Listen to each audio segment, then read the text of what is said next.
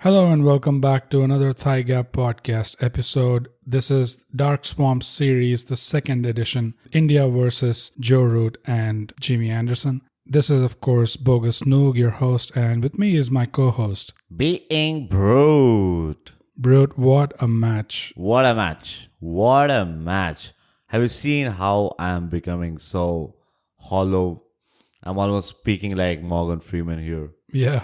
That's the excitement. That's how much my throat got fucked while I was shouting alone in my room with that last beauty of a ball that Siraj bowled Oh, to Jimmy Anderson.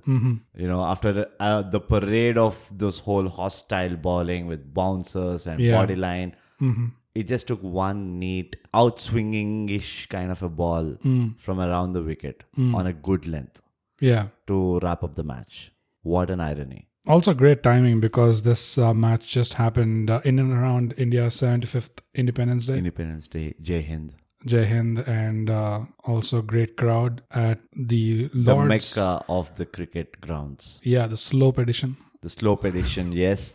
And I was a little surprised that people kept talking about the slope. I mean, how many matches were played on Lords? Like 1,000 plus or whatever? Every time it's like new. Oh, Yeah, you know, it's the like, slope, oh. it goes from right to left. How It goes did- from left to right.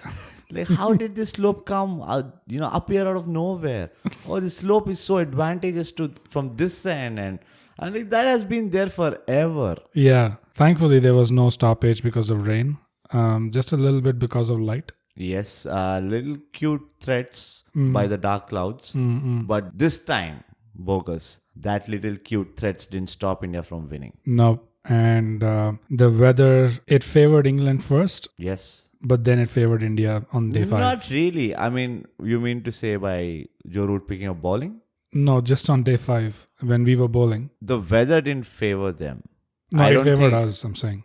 On day 5? On day 5, yeah. On day 5, I think the brains, sudden loss of brains is what turned the needle towards India. Is that, do you want to start off with that 1 hour's play? The classic brain fade. I mean, the longest brain fade in the history of sport. Any sport. I'm not just talking about cricket here. Any sport. Remember that brain fade that Michael Clark had when he stepped forward and just left a straight ball from Daniel Vittori and got bowled? Do you have a picture of that? Nope. Okay, so basically a test match. Michael Clark steps away from the ball, from away from the wicket and just leaves the ball, with arms high up. Okay. And it was a Daniel Vittori's fag end of his career. Right. The ball was about like a cute 85 kilometers per hour. Pitches on middle stump, hits middle stump. Oh, wow. Okay. Now, that one ball, that's a pure brain fade moment. Repeat that for 1 hour. That's what happened from England's side. I just failed to understand what the hell is happening. Yeah, I mean, that was not the only Australian connection. Of course, the one connection is the word brain fade itself. But also similar to what happened in the last Border Gavaskar, all of a sudden, there was this idiotic strategy of let's just bounce these guys. Yeah. And they added another flavor to it. Let's send all the fielders to the boundary. Because Bumrah and Shami have strong course. shoulders. Yeah. I mean, it's a fair strategy on the hindsight, Bowlers tend to swing, and when they swing, they really swing. It's not like calculated swing. Yeah. But 8 out of the whole team are at boundary line. That's a little too much. That's like giving too much of respect. I think who was saying that? Michael Vaughan was saying that. You didn't give so much respect to Rishabh Pant. Yeah. And Rishabh Pant can swing. He is the guy who has the highest probability in the whole Indian lineup to get caught in covers or deep mid wicket or long on, right? Not Bumrah and Shami. Yeah. And Rishabh Pant played that one front foot cover drive shot. My God. It was I thought the gates have opened. Even the real-time play looked like it was sped up. Yeah. It was so fast and the camera could not follow the ball. Yeah. Like- It couldn't catch the ball. Neither could anybody else. Yeah. But I was a little disappointed when Rishabh Pant got out to Yeah, me almost too. like a meekish back foot defense. Yeah. Like, I would rather see him like get out swinging the ball, Yeah. right? Swinging the bat, sorry. Yeah. But when he got out that way, at that point, honestly, I still didn't think England had like, they're in the pilot seat of the test. Okay. Because I still knew that the last 2 or 3 wickets would probably add another 40 odd runs. Right. I don't know why. It has been happening since like Border Gavaskar Trophy, right? So I still thought like, okay, Pant got out, the lead is about like 170 odd or something like that. Yeah. So I thought 200. They crossed 200. It's a match on. Because I knew Virat Kohli would attack for sure. He was not going to like do what Root did. Yeah. Like first ball, say like put everybody in the field and all. Yeah. So the only concern I had was Root. I mean, I thought like we will not lose the match, but we might not win the match. Yeah. Even I was in the same board. Like his was the wicket, the wicket to get on that day. Like his was the batting lineup. And his wicket was the whole batting lineup. And I was kind of nervous somewhere about Sibley as well, because it's a situation that is tailor-made for him. Like you don't have to score. You just have to block, and I thought, okay, is this where he's going to come good? And he's just going to block and bore us out of our minds. But no, he chose a more exciting way out. Sibley? Yeah. I actually put my money on Moeen Ali. Yeah, Moeen true. Ali could do that. And if we even go to the point where Root and Moeen Ali are there, say with 30 overs to spare, I thought like, oh, this would be a challenge. Yeah. Because Moeen Ali can eat balls. Yeah. Like if Root is on the other side calming him down or like saying that, dude, don't do anything stupid. You just have to play out like 1 over a time, right? Moeen Ali could easily do that in his sleep. The reason I thought Moeen Ali was under pressure was because of Butler was on the other side. And Butler was giving chances here and there. Yeah, but by and large, he actually played well. He played well. I'm not saying he didn't play well. It's not just him. It's in total, if you see Butler, Moeen Ali and Robinson, they actually batted really well.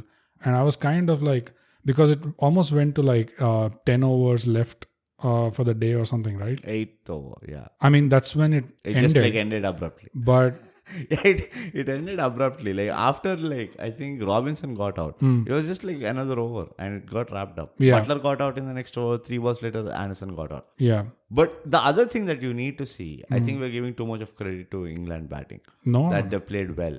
Everybody got out to a good ball. yeah, It was not like they played a rash shot and they got out. Each and including James Anderson, right up from top, like Burns. yeah, From Burns to Anderson, all the wickets were taken by wicket-taking balls, yeah, which speaks a lot about Indian pace attack, yeah, that's true. which was the same case even in Gabba.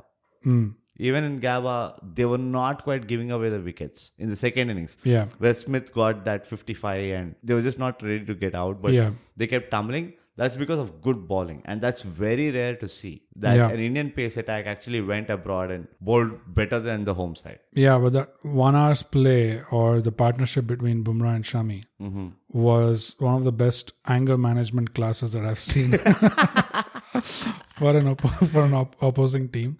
My God. I mean, where did their brains go? Because the other Australian connection, like I mentioned, like they did the same thing in Australia. It didn't work out. Yeah. Now, again, they tried to do the same thing in England. After getting or giving their opposition a whole reason to galvanize and get behind, and everyone was so fired up. And Bumrah, he showed, like, you just make him angry. He got more focused and he got more creative. There was a hint of Virat Kohli in Bumrah that day. Oh, yeah. Right? You know how Virat Kohli used to get fired up when he picks up a fight and he starts playing way better than what he normally is playing. Yeah. Right? The edges reduce, the beats reduce. He's leaving the ball much confidently and all. Yeah. Bumrah was exactly that. Man, he just opened the gates with Burns. Yeah. And then he takes the route. He's the one who takes the route. Beauty of a ball. My right after God. tea. Yeah, and Root was actually playing him very watchfully. He was the only guy that Root was being extra careful with, even though there were others as good as well. But Root was being careful with Bumrah. But ultimately, he just took him at the end of the day. But the genius moment was, of course, that around the wicket. Robinson's to wicket. Robinson. Yeah. To a point where these umpires who were brilliant throughout so far, both of them, he was convinced, like, no, you're bowling from here. Obviously, it's going to be outside leg. Yeah. That's a convention. I don't have any beef with the Empire. No beef. I'm just saying he was so good, Bumrah, that this Empire was convinced there's no way that you come from here and you pitched it, in the line. Yeah. And oh my God, what a ball it was a beautiful ball, not just because of the line and length, but because of the pace at which it came. Yeah. Robinson almost waited till the last moment to make sure whether the ball was holding its line or it was coming in. And you could see that he just waited and as if he swatted the bat, trying to hit the ball, just get an edge. It was almost like he was hoping for an edge. He knew that if I miss this ball, I'm gone. I think he was very relieved when the Empire gave him not out. Yeah. But the thing I really like, and it's something that I wanted to also share, the whole review thing. Virat Kohli reminds me of a gully cricket team captain. बीच में गिरा हाँ okay ठीक है. And then bat को लगा नहीं लगा अच्छा ठीक है review. It is so simple. I mean, because of the fact that you can hear what Virat Kohli is talking. Yeah. And then पीछे से नहीं वीरू भाई वो लगा bat को. And Rishabh Pant is he's always contradicting the decision. If Virat Kohli doesn't want to take the review, Rishabh Pant is take the review. Yeah. If he takes the review, Rishabh Pant, you wasted a review. Yeah. So it was so funny to see.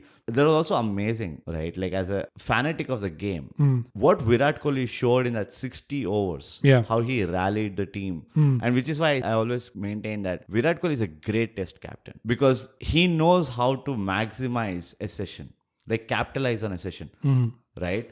And he does that in his own unique way. I've not seen a lot of captains do that. But once Virat Kohli has a vague calculation, this is how we can win, right? Yeah. Then he goes all guns blazing. And the fearlessness of losing the match is something I think makes him more successful than a guy who keeps losing a lot of test matches. Yeah, one thing I really like about him is that he pushes for a result in a test match. He wants that result and he's not a big fan of the stalemate kind of situation. Yeah. And also regarding his captaincy, I'd like to go one layer deeper. He's more of the crisis kind of captain. That's where he really comes out. Yeah. When you have to really get things done and you're against the wall because, the amount of energy and effort that he expended on day 5, that 50 overs, just to keep the energy level of the team going. Yeah. He was consciously pushing everyone to, try and still retain the mood that they had when they stepped out of the dressing room. Yeah. Because that was a challenge. In between here and there, either the team or the bowler was going low in energy. Whenever that happened, he's immediately switched out the bowler. Right. And he got someone else to come in. Yeah. So he was going on, egging them on from behind. Even in that huddle before they got onto ball, he was these 50-60 overs should be hell on earth for these guys. Yeah. And that's a brilliant way to give the team a reference. This is what we're aiming for, basically. Yeah. So that he did really well. Yeah, to the point where you said that he's a crisis guy. He's basically any average employee in Indian society. Until and unless your ass is on fire, you don't get to work type. Yeah. But Virat Kohli takes it to a next level. I think his ownership towards every decision he takes, it really shows. And I think that also puts a lot. You could see Joe Root under pressure. Yeah. Which you didn't see all through the 4 innings. His face really changed in that Shami Bumrah partnership when he realized what a tactical I just error. fucked it up. Yeah. And English supporters are saying, good on Joe to come and own it, saying it was his mistake and he takes responsibility. On one level, it's well and good to say he's taking responsibility for it. But they are talking about it as if that 1 hour had not happened, England would have been in a position to win. Exactly my point. No. Yeah, I don't think so. I don't think it would have been so easy. 150 lead itself, 160, 170 lead would have been good enough. 50 overs they were not able to play out because of the bowling that the quartet No, so there are 2 things. Brought. I'm not completely in agreement to how you're putting it, but I do agree that yes, even if it was about a 200 lead, they would still, like I said, I never felt that England was still in the driver's seat, even when Pant got out, right? Because I knew that there was 30-40 runs coming and it's round about 200 runs. On that day, 5th day pitch, where it's a 2-paced pitch, Lord's has always been a 2-paced pitch. I was actually thinking Jadeja would come out all guns, because of the 2-paceness, and Jadeja is amazing with those kind of pitches, right? Yeah, and the way arm ball and the way Moeen got Jadeja out before, I was like, okay. He would have there is something for him, right? But Having said that, they were never in the driver's seat. That's something I agree on. Why I don't agree on, they couldn't survive for 50 overs, was partly because of their mistake. They knew that they've given away that extra 70 runs. Yeah. Right? Yeah. Now they also knew that there was no way they could score that target. Their victory was out of the window. Right. But a draw was still on. You need to take into consideration the pressure that they were on. Yeah. Because I think Sunil Gavaskar told it or someone. Everybody, barring Joe Root, as a batsman, were low on confidence. So even a little bit of pressure kind of, it amplifies. But say they had 80 overs to play in the day and they had to score 200 runs. They would have done what we did at Gabba. Let's see what we are at say lunch. Let's see what we are at. And they would all be like, take your time. Is this 200 runs? The run rate is about like 2 runs per over or 2.5 runs per over. I'm not so sure because recently what happened with New Zealand, it's an infamous phase of play now where they had enough time, enough overs and a reasonable score like around 200 change or something, 220 or whatever it was. They could have actually gone for it, but they didn't really do the Gabba phase play that we did. They kept playing for the draw from ball one day. Yeah, that's an exception. But it happened recently. It doesn't. It's a different team. The simple thing is, in England, if you're playing in home conditions and like generally if you have to score 200 out of 80 overs, all it takes is 2 good batsmen having a partnership of about 80 runs and you win the match. So I'm talking about the common thing between this and that is the same English team pretty much that played the test. Their approach and their strategy and their mindset that they did not even try to think like, let's see where we are at lunch and then we'll push from there. Yeah. They were, from the first ball, they were like, That is because of the point that every other batsman apart from Joe Root has zero confidence as of now. Josh Butler was not having confidence, right? Even, yes, I mean, he did play well in terms of like navigating and all, but you always knew that it was just a matter of one ball where he tries to like be a little instinctive. Yeah. Right? Remember that edge that Virat Kohli dropped? Yeah. Of Josh Butler when he was on 2? Yeah. Gavaskar did say that there is no way Butler can save this match because he can't hold back to his instincts. So all it takes is that one loose shot that he'll have to play. And that's exactly how he got out. He was leaving the ball all day which was being bowled a little wide. Right? But the point was, he was leaving incoming balls. Siraj was bowling in-cutters all through the day. Yeah. That was the only outswinger he bowled through the day, right? And the moment he saw that the ball was not coming in, he wanted to just like poke at it. And that's why he ended up giving away his wicket, right? So it's just a matter of confidence. Root scored 180. Not out, right? They were not able to get him out. So in 200, if they had to chase 200 in like 80 overs, right? He would have scored a 60 out of it. He would have scored like probably 100 out of it. You never know. Because even the 30 he played, he was playing really well. Yeah. Like, he was driving the ball well. He played a beautiful pull shot. Yeah. You can anticipate Root would have gone for the win and he would have done 60% of the job. Right? So I think it was more about the fact that they dug a hole and they realized that there's no way coming out of this hole now. That's why they lost the match. And also because of that, they put more pressure on them where they were not even sure about saving the match. Having said that, India, on the other hand, never gave them a breather. Yeah. Shami, Bumrah, Sharma, Siraj, all 4 were on dot in terms of pace, line length, in terms of field placement. Oh yeah, the field placement. Yeah. Right? And they just didn't give any breathing room. So about the field placement, right? Like the way it looked like to me was that England kind of played themselves into that increasing pressure. I mean, when they see that the field is being pressed on into them so much, they might as well just, hit a few in the air beyond the field to at least put the opposition captain in doubt, thinking, okay, maybe not that they're going to win. That situation was not there. But maybe if I push 2-3 people a little bit back, maybe a catch will come there. So, maybe he would have pushed a few players behind. Depends on the batsman. Say but if these Josh guys, Butler did they never made that move. They kept folding into themselves, into themselves. If Josh Butler plays 2 shots, this field would have spread out.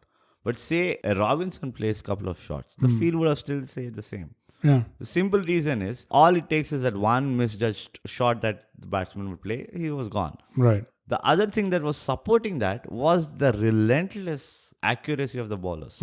Virat Kohli would have been like, dude, do chauve gaye to gaye. I am ready to give that force. I have a lot of runs to give in my bank, right? So I don't mind. I'm not worrying about how much of margin I'll win with. I just want to win. Get me the wicket. And that's the reason he kept going back to Siraj. Siraj was giving away a lot of force in the first spell, right? Like down the leg side. Yeah. But he kept going back to Siraj because Siraj was the only guy probably where it was not too fast, neither was it too slow. It was a very awkward. I think we had this conversation. Yeah. The few bowlers who bowl at an awkward pace, where you don't know whether you want to go front. Like Natarajan is one of those guys, according to me. You don't know whether you have to go front or stay back and play. If you stay back and play, it is too fast. If you go forward, it is too slow for you. You know what I mean? So it gets too confusing. And I think Siraj was bowling that. He was bowling that 134, 135s whilst swinging or cutting the ball very sharp. He was cutting it more, Right? Using the slope. The slope came from nowhere. Siraj didn't know what was happening. But no, I mean, I watched a video. Ashwin, he rolled the ball. That ball put up a video on YouTube with Sridhar. And they were talking about how Bharat was... He actually talked to Siraj about using the slope to his advantage and all that. And so he kept trying to do that in the nets as well. Yeah. So he was using the scrambled seam and he was using the cutter to sort of get that. And that's why with Moeen and Sam Curran, those crazy balls. Right? Yeah. Sam Curran's was even better ball than Moeen. Yeah. But the best ball he bowled was to Anderson, according to me. Oh, yeah. It was a beauty of a ball. Yeah. But yeah, the point what I was saying was, that is what was happening when they were. I think that is the reason why Virat was going back to Siraj again and again, because he knew or he felt that batsmen were not comfortable playing him. The other bowler who I felt more than Bumrah and Shami was Sharma. Ishant Sharma bowled such beauties to pick up both Bairstow and Hamid. Yeah, what a ball, dude! Like it's coming at 7.5 feet high, and like it's dipping. Yeah, it's not even like something which is short of length or neither it's too full. It was dipping while swinging and bam onto the wickets, both back foot. Yeah. Beauty of a ball. I think if he would have been bowling to Moeen Ali or Sam Curran, he would have still gotten them too. And also the psychological impact, right? Because he took Bairstow the last ball before tea break. Yeah. Just the last ball. Yeah. So English team was going back to the dressing room. No. Joe Root was going back alone. Was going back to the dressing room with, oh shit, Bairstow just fell. Yeah. And we still have one more session to play. Yeah. And we are already 4 down. The play with the sessions as well, the whole decision with the declaration was so beautiful to watch. Like the confusion. A lot of people credited that to Kohli, but I heard someone say that actually Ravi Shastri has an older quote also, where he said that it's much harder for batsmen to immediately run back, change clothes and come back. They're not mentally adjusted. So it's probably coming from him. Yeah, it can be. It looked like old grapevine hack kind of a thing. Yeah. But let's not forget about Shami. Oh yeah. Okay. We spoke about Bumrah. We spoke about Sharma. How can we forget? Shami. There's so many things which are working in his advantage if you look at it. He has a language barrier. He's not as fluent with the English language as Bumrah or Ishant are. Right? Comes across a very introvert guy. He's not a very talkative guy. Like he's very lazy in his own way. The first loft that he played against Moeen Ali, which kind of just missed Anderson and went for a 4. You saw how he swatted the bat. Yeah. Like it was not like a loft. It was almost like, get the fuck out of my face, bro. Yeah. It was almost like that. It was so demeaning. If I was a bowler, I would stop bowling. I would go to Root and say like, I don't think it's going to be my day. Like, stop embarrassing me. There was that. Then there was the cover drive as well. The cover drive. Looked cover so drive from good. both sides. Both from Bumrah and Shami. Yeah, but Shami's looked the best, I think. But nothing beats the 92 meter 6 in Lords. Oh, yeah. To get to 50. To get to his 50. 50. Shami was beautiful. I think I don't know. I would have actually given the man of the match to Siraj. I would have given it to Bumrah actually. Bumrah? Yeah. 8 wickets. Decisive. 8 wickets. No, not the number. It's the decisive wickets that he took. And also, he was the turning point in quite a few ways for the whole flavor of the match to change. Everyone rallied around Bumrah. Yeah. Like even what got revealed in Ashwin's video was that Bumrah did not fully catch what Anderson had said to him. And so he was like, yeah, I don't know what he said. What did he say and all that. It was these guys that came and told him, no, this is exactly what he said to you. And they got pissed off and they were like, how can he say that? I don't know. What did Anderson say? They didn't say that. Like, basically, Anderson was kind of pissed about the 10 ball over, where Bumrah had a few no balls. And also that Bumrah was bowling faster to him than he was bowling to the other batsman. Like, to them, he was bowling at 85 or something. To him, he was bowling Anderson's at 95. complaint was like, why are you bowling fast to me, bro? This is like typical gully cricket. Something like that, yeah.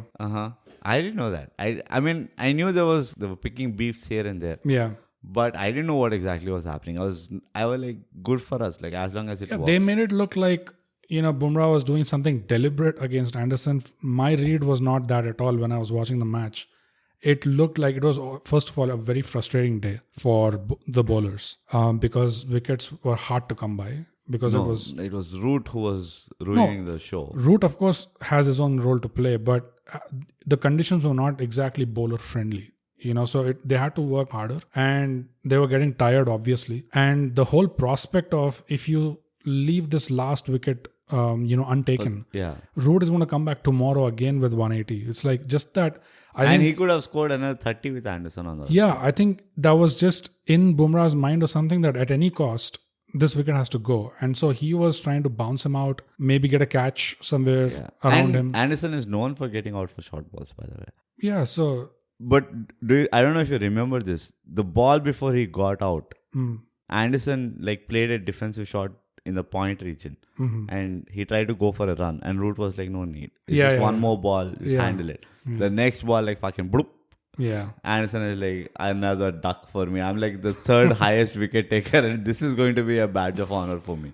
Yeah. But quite a lot of records. That were made in this match. Yes. KL Rahul. What was his record? He's a century, dude. He's the highest Sena century maker or something like that. Okay. He's one of the only Indians who has most number of centuries in the Sena region. And Joe Root, of course, crossed 9,000 runs. Joe Root is definitely a legend for English cricket. 500 in 2021. Yeah. And we're still in August. Yeah. It's insane. And we still have 3 more test matches to go. So the first time ever in English Test cricket history, they're both openers got out for Ducks. Yeah.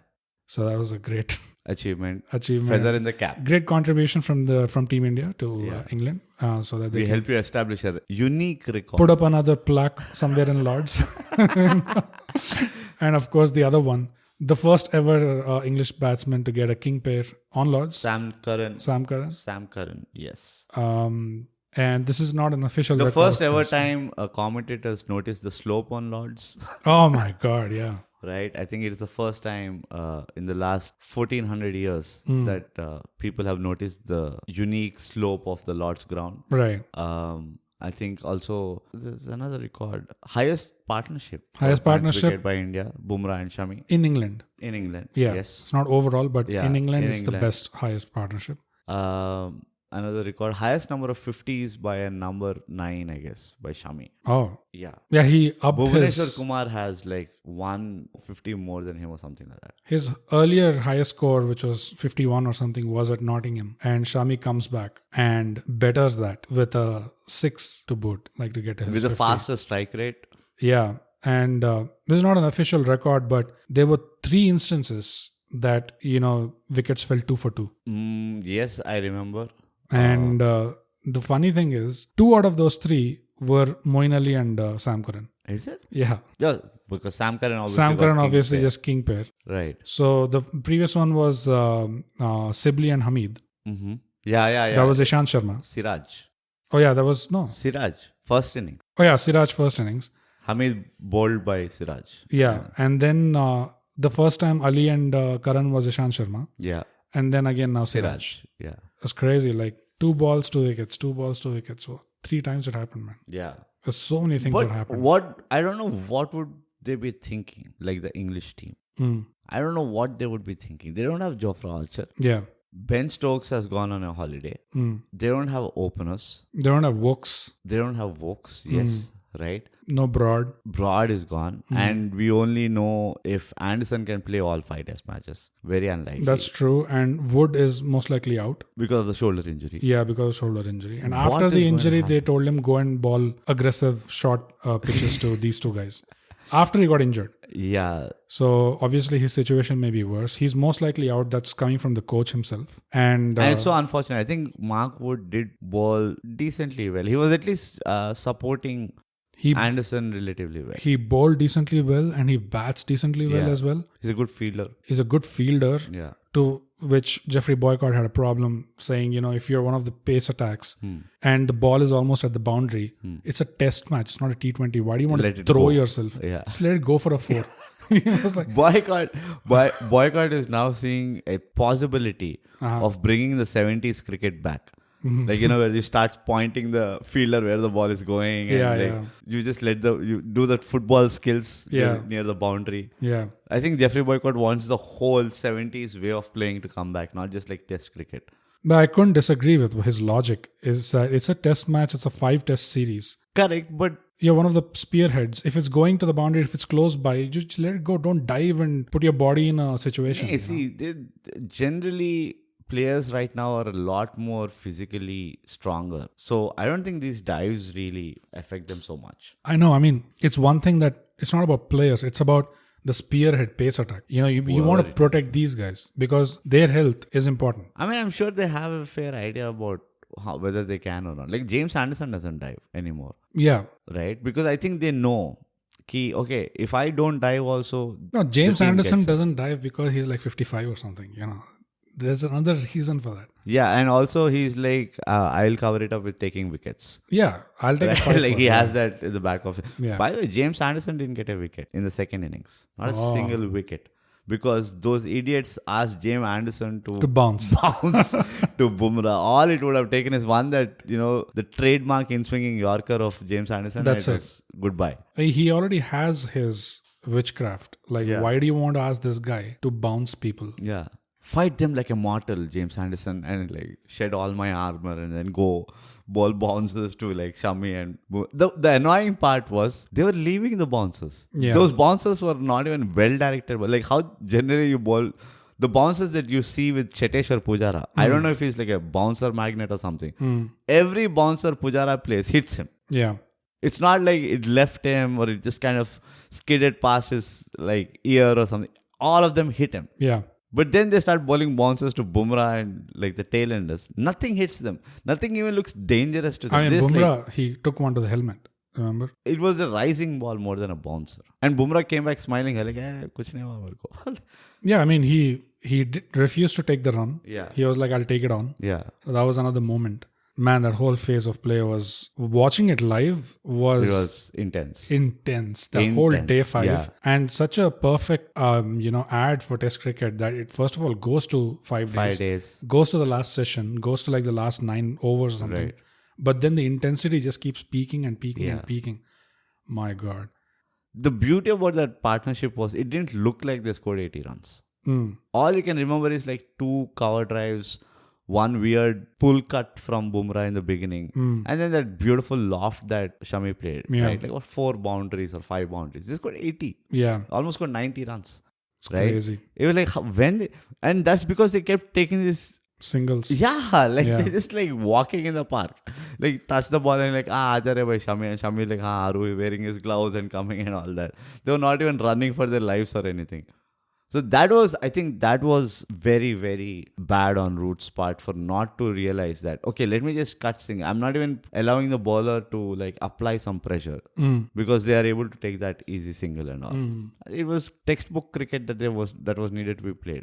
Yeah, when you say bad on Root's part, I agree, but in a different way, which is just as we talked about in the Border Gavaskar series. Just when the series ended, people were talking about all kinds of different things.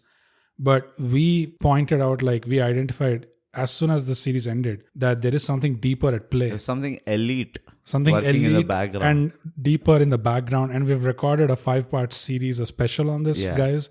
Stay tuned. It's going to come out very soon. Yeah. You'll see what we mean. It was recorded way back in February. And so whatever you're seeing in the media now, it just corroborates everything that Brute and I had talked about in that special. Similarly, in the case of England, right? Joe Root, I mean, if he can see that Bumrah and Shami made a 50-run partnership, that itself is good enough to tell you that your tactics have been wrong. When it goes from 50 to 80, you have to ask yourself, hang on, is it really taking him this much time to realize that this tactic is wrong? No, I think his face started changing much before that. You know, his face actually dropped for the first time in the whole series, because until then he was smiling. Yeah. Even at verbals from the ballers, he was smiling. He was relishing the whole thing. Right. And he was the brightest spark from the English side, pretty much. And he was the most smiley of the two teams to put together. Let me put it in a simple way. He was the most confident. Most confident. Most in the whole England. Most self-assured. Yeah. So for him to have done that, right?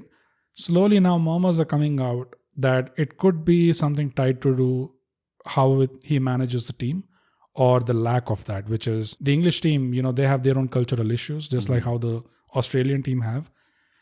It's all personality driven, politics driven. So for them, it's more like, it seems to be, allegedly, more like, are you friendly with them? Can you be friends with them? And then after that, is it he's a good player or not?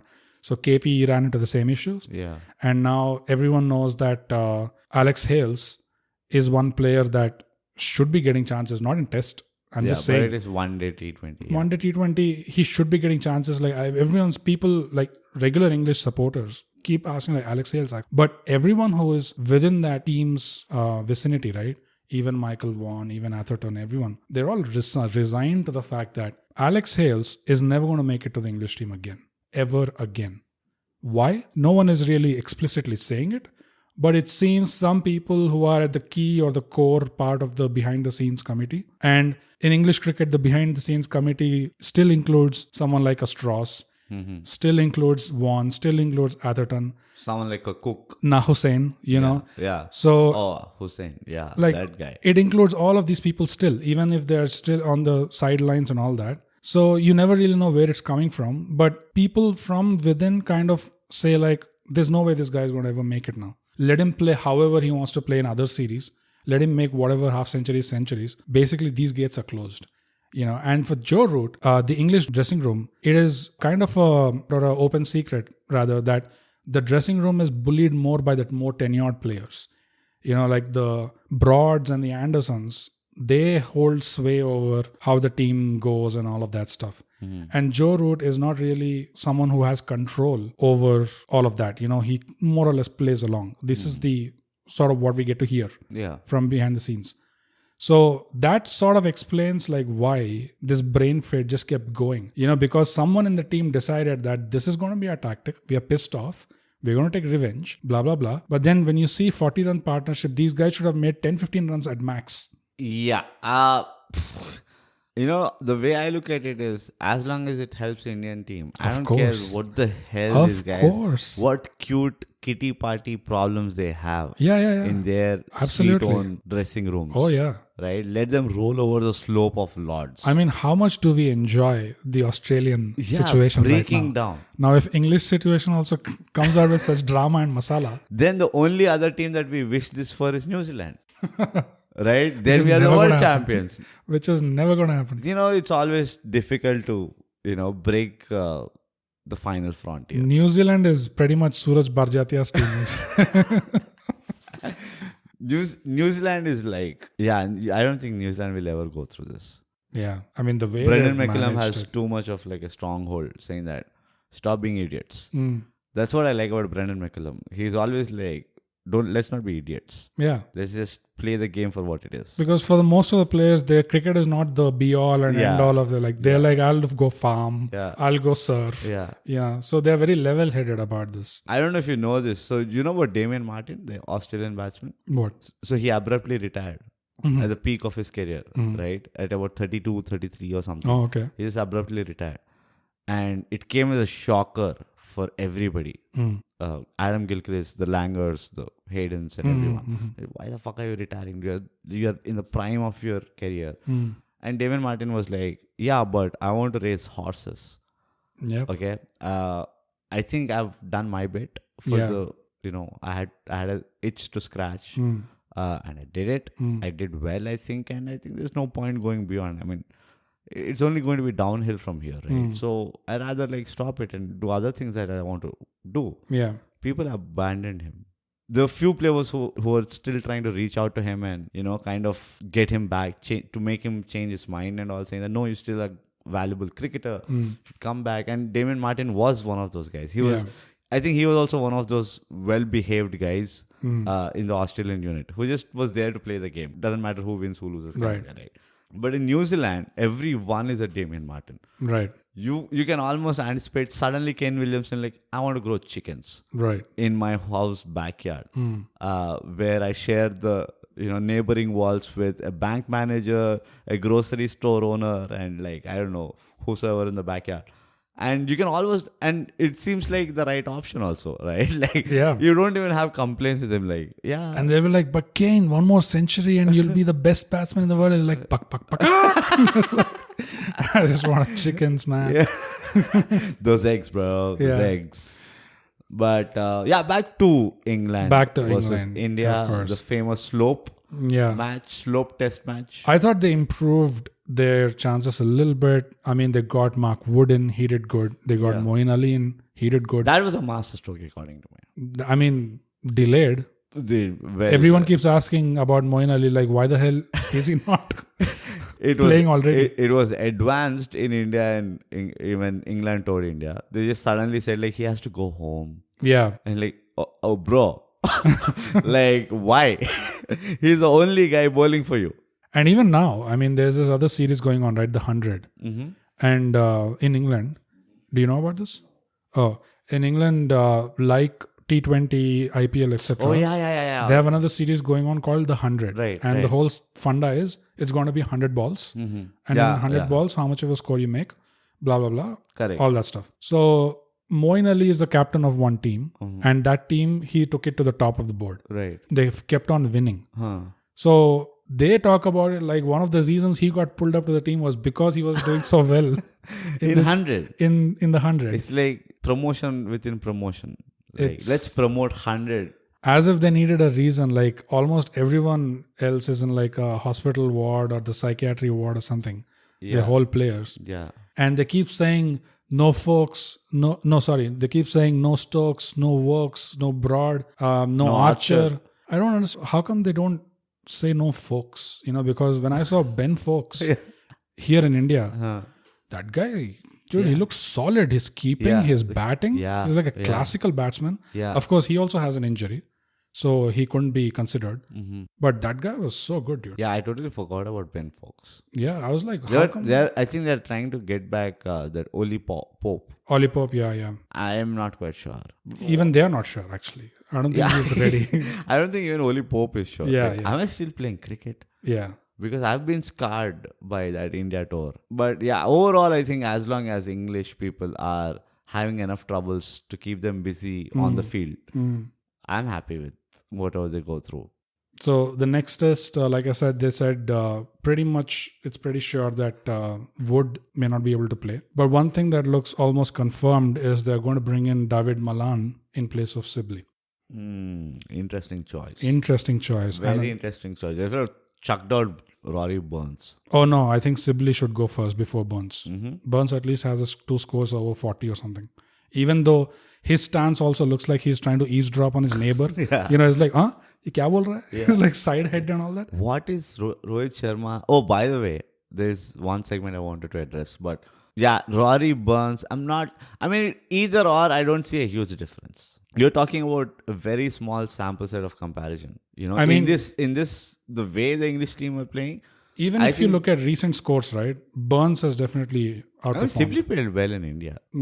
He had 250s or something like that? I guess, but I don't know what it means for Sibley to play well. Right now for England, even if you don't score runs, just stay with Root. That's like the North Star for every other batsman, right? Right. And Sibley was the only one who did that relatively well for about 120 balls. That is something even some of those people have said. Yeah. That Root likes batting with Sibley. Yeah, obviously, right?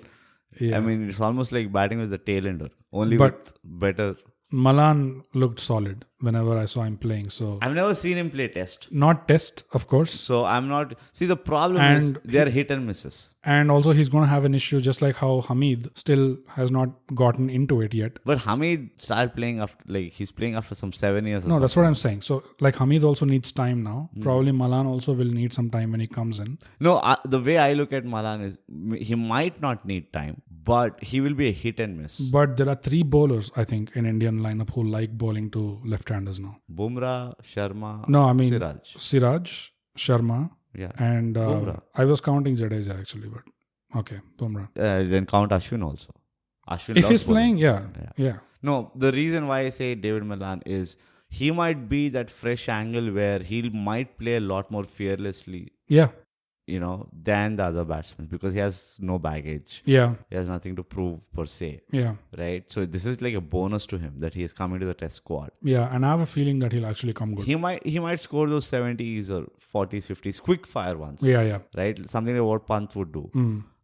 Or he might just get out for like a 10 or 15. Mm. But yeah, it's a good addition. I think they should have done it a lot, long time back, considering they've been having this opener issues for at least the last 4 series that they've played. Yeah, they should have done many things long time back actually. Yeah. It's weird how they run their teams. Their seriously. own conventions are hurting them. Yeah, it's like some players are like, oh, this guy will never get into the team Yeah. for his life ever. And some other guy will be like, oh, let's give him one more chance. Like, let's just give him some more rope. I think he deserves it. Let's give him a cup of tea. But okay, I have an interesting one. Can I guess? Yeah. Is it to do with Rohit Sharma?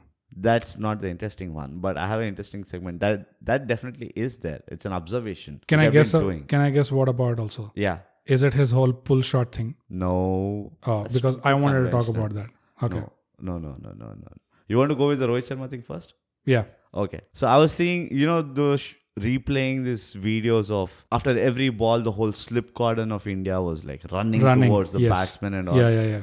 Go back and check that videos again. Mm-hmm. The 2 things I've observed, which are so unique and so RS. Okay.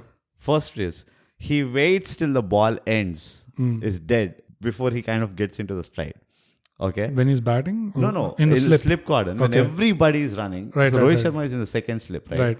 You'll see Rohit Sharma lagging back. Of course. Right? Yeah. He's just like doing this. And then slowly he'll start like running. Yeah, of and course. Virat Kohli is by that time almost near the batsman. Oh, bro. Right? Virat Kohli started for whose wicket? It was Sam Curran's wicket. Sam Curran, he went off. Before the ball came into Rishabh's hands, Yeah, right? he went up to started mid-wicket. Yeah, he went up to mid-wicket.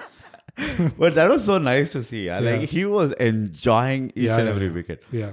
And I also honestly feel that was the reason why he missed Butler's catch also.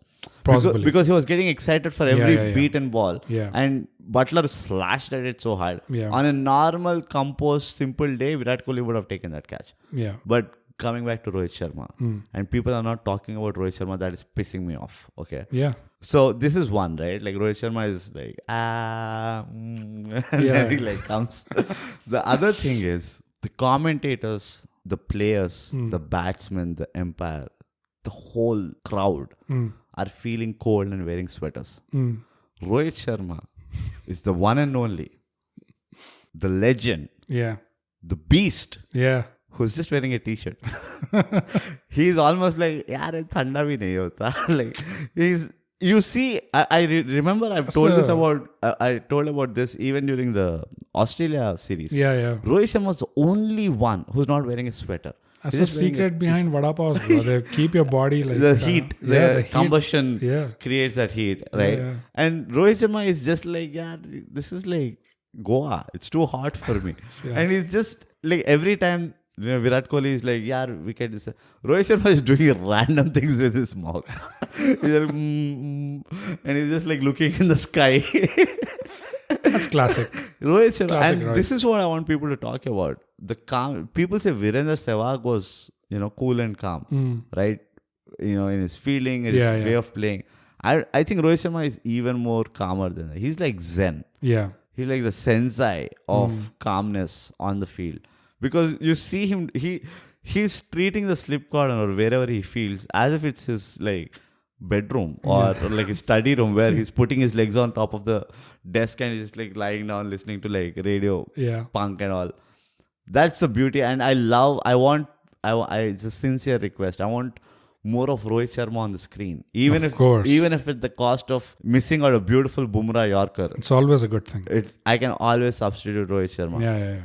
And I really wanted to check this out because it is absolute legendary behavior. He is nothing short of legendary, dude. Yeah. His defenses, the ball just... He almost taps it over the off stump. Like, he's like, don't go there.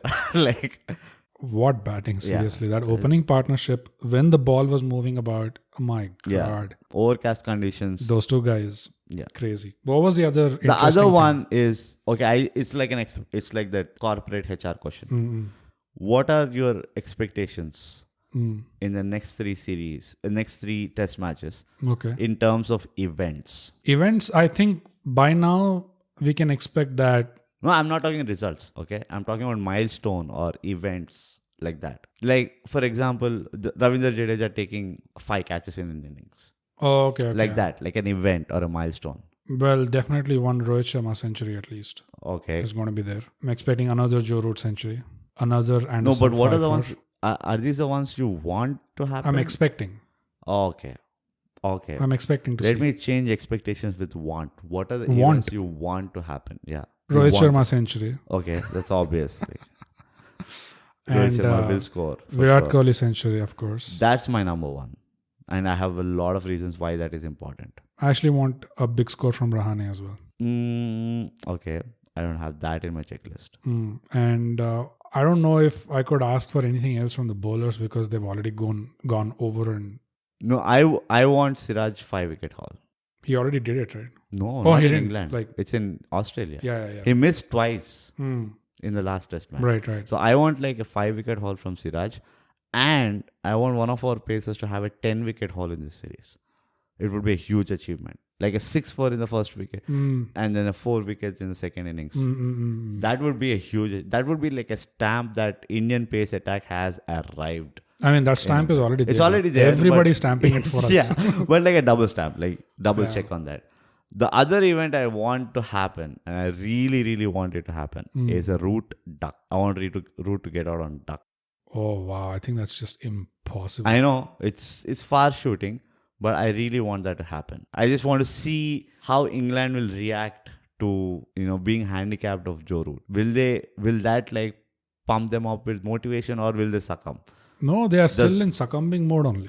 We don't know. I mean, you never know with cricket, right? Suddenly, a Bairstow can score a century out of nowhere. Just because adversity. Yeah. Right? Or suddenly, like a Stuart Broad or Mark Wood would score like a 450. Going berserk would be something to watch. It would be really interesting to see. Because I think more than Butler, Bairstow is very Bairstow is really... I mean, visually, right? Yeah. He's just like... Yeah. It's like a gada almost. Yeah. He's like a whoop, whoop. Right, so the reason why I want to see a root duck is I want to see how England batting lineup reacts to that. Right. It's like, you remember, like Sachin used to get out for a duck, and everybody like, okay, who will react to it now? Like, who will take up? Yeah. And slowly Ganguly came and Dravid came, and that's how it happened in our second innings as well, which we didn't talk about, which was the Pujara-Rahane partnership. Yeah. Which not only saved our asses in terms of runs, but it also saved our asses in terms of the time they played out. Brilliant partnership. Once again, why Pujara is important in Test cricket. People, for those people who still don't understand, they should understand the concept of time that plays a very important role in Test. Yeah. So Pujara, for me, is always like, I don't care. Like, I would back him up as long as it. And for those of you who want to understand the concept of time, there will be a ThyGap podcast episode in the near future. On time. This is a future plug. It's a prelude. Yeah, we've already done past plugs. Yeah, we'll be doing this future plugs now. For the future. We'll definitely do one on time. Yeah, and Elon Musk. But yeah, the people were already bitching about his batting while he was batting. Yeah, that's so insane. I mean, there was just one legendary series that happened. He helped us win. Where he did the same thing and he helped us out. How are you so... In 3 tests. Yeah, what are these like Gajanis or something? Like how quickly do you forget? I don't understand. And also the other thing, the typical Indian reaction, if he plays, ba ba ba ba ba ba ba ba, temple, monastery, direct, they fucking build a city name, road name, by mistake, one failure, stones, house, dismantle, JCB. Like literally, dude, like as soon as this test got over, right? Yeah. It's like, do you think this is better than Gabba? And people are saying, I think definitely this was better than Gabba. No, like, it is definitely the top 3. It's definitely the top 2. I heard not even regular fans, some ex-cricketers and people who are there in the coverage and all, right? I think definitely this was better than the Gabba match. And I was like, what the hell fuck are you talking about? Are you smoking? Do you know what happened at Gabba? Like, did you forget? Do you know with who it happened in Gabba? And do you know what kind of team that we were patching, with full band-aid team we were playing with? It was all like a mummy team, right? Like bandages all through the team. I don't understand, dude. Like how anyone with any amount of objectivity can say. I think it's just a marketing gimmick. I think guys who are genuine cricket followers know this is not as good as Gabba. It is good, yes. It is an excellent test match. Yeah, absolutely. By No itself. doubts about it. Because bowling out a team in 60 overs is definitely a task. That too in the last 2 sessions, right? So that is an achievement in itself. Yeah. But it was never undone. India did it with Australia in India multiple times. Yeah. Right? And not with this kind of a team, with a much stronger team. With a team where Hayden was in form, Ponting was in form, Steve Waugh was in form. Like, you name a batsman, like fucking even a Gillespie was in form. Right? So we did that with them, where we bowled them out in like on the last day with like in 2 sessions, 2.5 sessions. Yeah. The fact that it was done by a bowler is what makes it special. The fact that it was done by fast bowlers of India is what makes it special. Right? So for me, it is definitely that.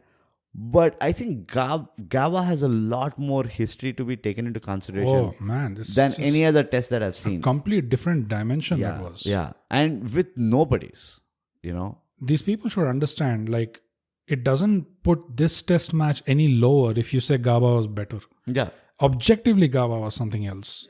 But this one is so special that it came down to the last 9 overs and everyone was counting down balls. Just imagine 5 days of a test match. Yeah. And then it all comes down to this. It comes down to you counting down balls. And then it actually got over in like 5 balls. Yeah. Boop, boop, boop, over. And classic shots again, like Jimmy Anderson's defense, which he just stayed in that pose while Siraj ran around him, plucked the stump, and in the background you see a Bumrah like is jumping and roaring. And then Virat Kohli runs to mid-wicket again. Of course, Virat is running all over the place. Virat Kohli was like that guy in the Lagan movie where he keeps dropping a catch, and then he's that drummer, who can't speak, and he's a drummer. After every wicket, Virat Kohli was that guy. He just like ran off, like as if like. I was like, oh, Virat Kohli became Imran Tahir, like all of a sudden, without taking the wicket himself. How come Imran Tahir never tweeted this? He's like, Virat, stop copying my celebration. Yeah. But it's definitely one of the best. Being a bowler myself, I love the fact that bowlers won a match. I mean, most of the times it is bowlers. It is, but you set up the match with batsmen, right? Yeah, and generally, once you set it up, it's done. But so bowlers often fail the task of finishing the job. So if you win, it's obviously because of the bowlers.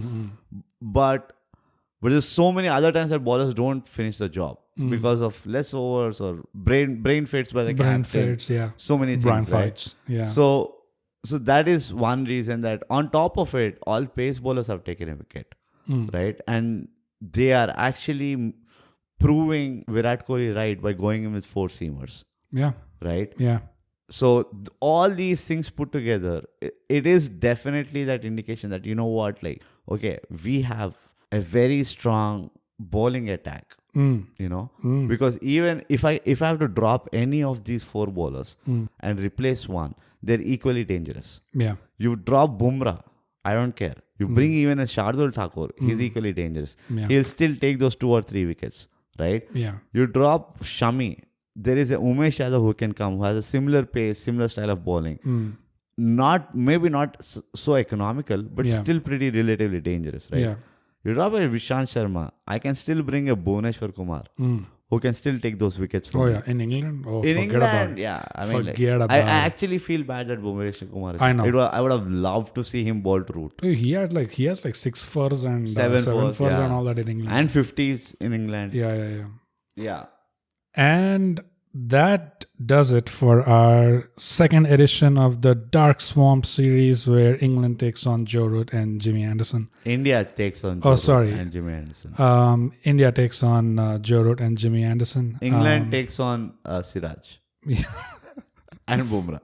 Yeah, and Bumrah now. Yeah. So let us know what you thought. What were your most memorable moments of this match? Our email is at mindthygap@gmail.com. And stay tuned for the other editions that we will continue to do for this series. And with that, as we always say, ThyGap, subscribe. And share. And share. Ting, ting, ting, ting, ting. Okay. You are not going anywhere without, following us on our socials. Instagram @_ThyGap. Twitter @ThyGap. And Facebook ThyGap it is.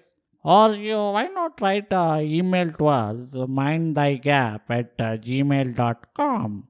For other people who only use Apple, you can also give us a rating and leave a comment on our ThyGap podcast. Because you know what all doctors say, ThyGap podcast. Subscribe and share.